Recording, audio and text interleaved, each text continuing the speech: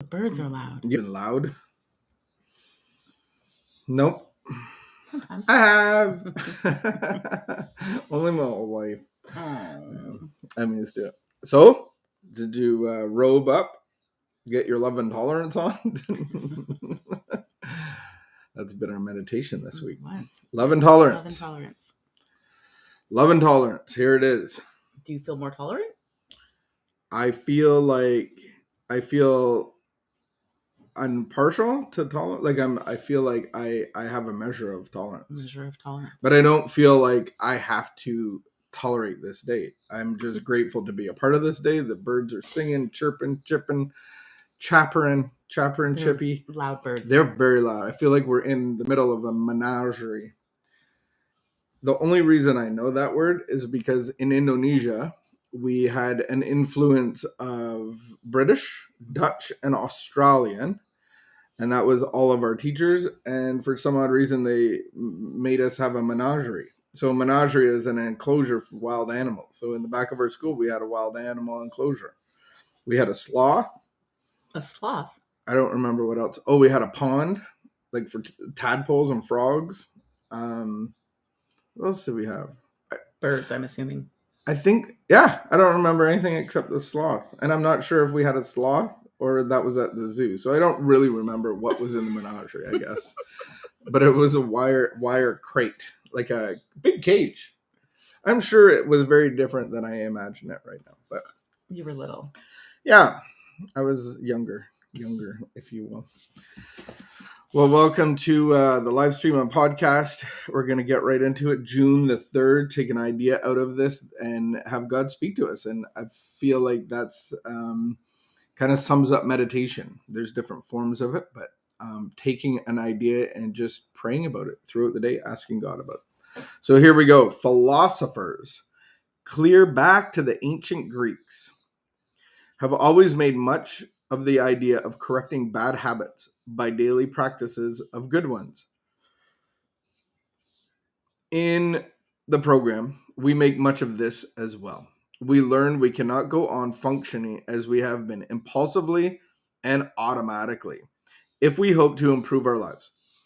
If we really want peace of mind, the first thing to realize is that it does not depend on conditions outside of us, but those inside of us.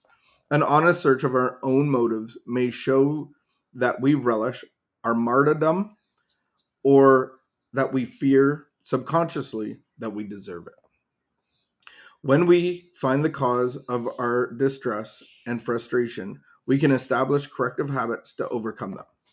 Today's reminder: a program of self-recognition and self-change reads easy and does what? Reads easy and does hard. Many failures come from trying to do too much too fast and from expecting results overnight. I will search out just one fault, one bad habit, and work on eliminating that. I also observe the changes this effort brings about in my outside circumstances. I will find the courage to come on changing myself for the better. Quote, Epictetus. It is no easy thing for a principle to become a man's own unless each day he maintain it and work it out in his life. Amen. Do you want to tell us what that means? That quote? Yeah, practice makes perfect. Oh. Is that what? I don't know.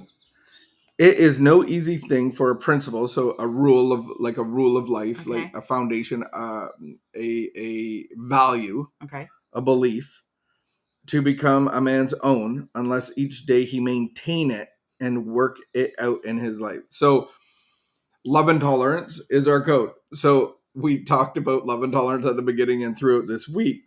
I have to make it my own by proclaiming it, by meditating on it, by asking God to lead me into understanding and experience of it. And I think it's something that if I maintain something, so like water on a plant, if you maintain doing that, it doesn't mean do it the same all the time or the same quantity, but maintain doing it, then it will grow. So then my capacity in the principle of love and tolerance to those around me will grow, because that's a new principle, as opposed to what was one of the principles that they said. I forget what it was. Well, let's say I say that I really value being fit. It is no easy thing for that to become true unless every day I maintain it and work it out in my life. I saw something really cool, because I can do it out of my self effort, but then I'm in compliance and I'm just doing it, going through the motions, and you get that whole fake it till you make it, all that crap of like self effort. I need to be motivated by a different spirit, and that spirit has to come from God. So it has something to do with inside of me of gratitude and gratefulness, and like just looking forward to being alive. And then I need God's motivation to change my heart to want to be in shape, or change whatever pattern. I have to come against what's happening inside of me. I have to be, what's the word we use when we're going through our inventories? Do I find this objectionable? And then I have to take it to God for him to change my behavior, not my behavior, but change my heart. And so it has to come from a heart change. I saw this study about two rats. Rat A was had a circular thing, and he would exercise on it. Okay. And he could do it whenever he wanted. Rat B was joined to rat A's circle, globe, bulb, Okay. but it only went when rat A went on it. So this guy was forced to do it when this guy did it. And they got the exact same exercise. At the end of the study, rat A was physically fit, like he should be. Rat B was stressed out, full of anxiety. I don't know how you measure that in a rat. But it went to say, if you're doing something that you want to do, that you're great, like you're looking forward to doing it, then you're going to get those results. If you're still doing that, not wanting to do it, it's actually going to cause you anxiety. It's actually going to cause you issues inside of guilt and shame and of stress, because you're doing something and you're forcing yourself up at a certain time. And it's all about, I believe, the attitude. And so how do I do that? I ask God, I bring it to God and go, I find this objectionable. Please, could you help me with this? Could you do something? And it eliminates this self effort that's always going to cause stress and anxiety. Like, you can't keep doing, like, same as a career. I think people get to that point, and I think COVID showed a lot of people that like this grind of 8, 9, 10-hour days for this amount of money in this kind of office setting isn't worth it. And I can go and do something different and get paid maybe a little bit less, but I'm more in shape and I enjoy doing what I'm doing. And you get this fine line in between money of this is enough money and this is too much money. And I think Jordan Peterson explains that really well of like, this is poverty and it kind of sucks. And if you make this amount of money, there's not a lot of financial problems. And then if you make over that money, then it's like just a world of trouble. Yeah.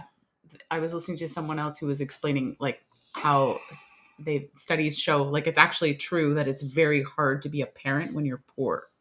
It's hard to be a good mother when you're getting up before your kids and you have to go to work and you're working two jobs and you're not home. And like, it's hard to be a good parent when you're poor, but it's also hard to be a really good parent when you're like really rich. And he was talking about a Hollywood person who described how hard he had worked his whole life and the values that he had learned because he worked in his father's scrap metal yard and all these values. And then he's like, and now I'm like a multimillionaire. How do I teach those values to my kids? Like, I don't know how to do that. And I thought that was really interesting. Yeah, it's a different burden. And so in the middle somewhere, we learn balance, maintenance, a spiritual life. So we're trading in our addictive life for the spiritual life, and the spiritual life, like imagine joining the army and going like, I don't like that, I got a bad attitude. Like, we have to change our attitude. So it's an interesting thought train of, I can feel really sorry for myself that I had a hard life. and oh, all these people had such an easy life, or I can actually be grateful that I learned a lot of things and continue to learn a lot of things Mhm. because